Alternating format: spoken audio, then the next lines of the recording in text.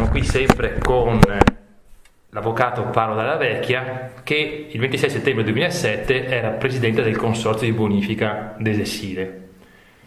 Qual era la sua maggiore preoccupazione all'epoca come presidente del consorzio di bonifica, quando seppe appunto in quell'occasione lì che gran parte del territorio veneziano era stato colpito da questi allagamenti? No, non era per noi, per me presidente, per noi amministratori e per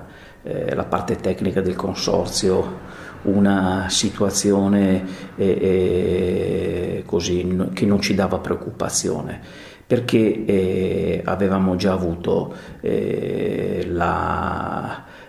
una anticipazione di quello che sarebbe accaduto e che si inquadra in una prospettiva di cambiamenti climatici che all'epoca non erano ancora stati messi a fuoco come furono poi messi a fuoco successivamente. Ma ricordo, ed ero ancora io presidente, che nel 2006, cioè l'anno prima, sia in maggio e poi ancora di più in settembre,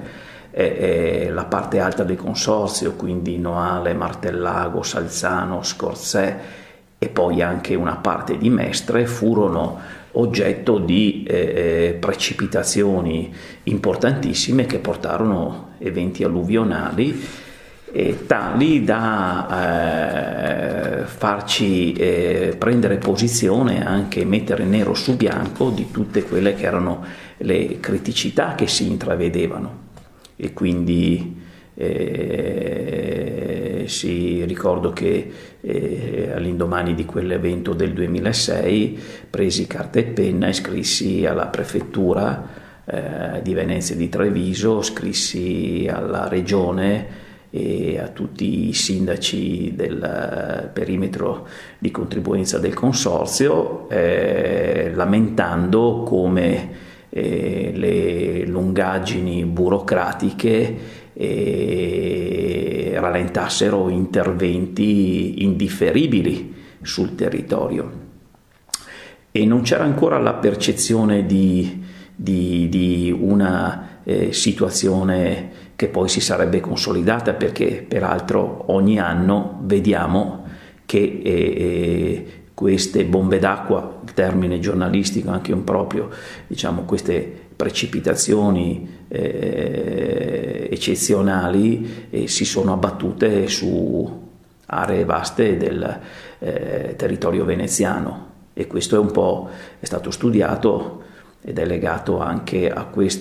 all'innalzamento del clima e quindi al fatto che in Laguna di Venezia estati estremamente calde comportano, e comunque stagioni con precipitazioni diverse rispetto al passato, portano che le prime correnti di aria fredda incontrano questo surriscaldamento anche della laguna, che poi vediamo anche in molte altre parti d'Italia peraltro, e con questo fenomeno di precipitazioni che si concentrano nel breve spazio di poche ore. L'evento alluvionale, ad esempio, del 2007 fece una precipitazione di 7 milioni di metri cubi d'acqua caduti solo nella zona di Mestre. Questo significa che sono numeri che una volta si riflettevano su più mesi e non su qualche ora. E quindi diciamo che andando indietro noi avevamo una grandissima preoccupazione. Io ho vissuto questa esperienza di amministratore del consorzio di bonifica con grandissima preoccupazione. Se torno indietro nel tempo, ogni volta che si vedevano delle previsioni di cambio del tempo venivano pensieri, perché si capiva che il territorio era fragile e non vi era un sistema nemmeno un sistema diffuso di conoscenza del pericolo di questa fragilità. Questo si è cominciato a capirlo appunto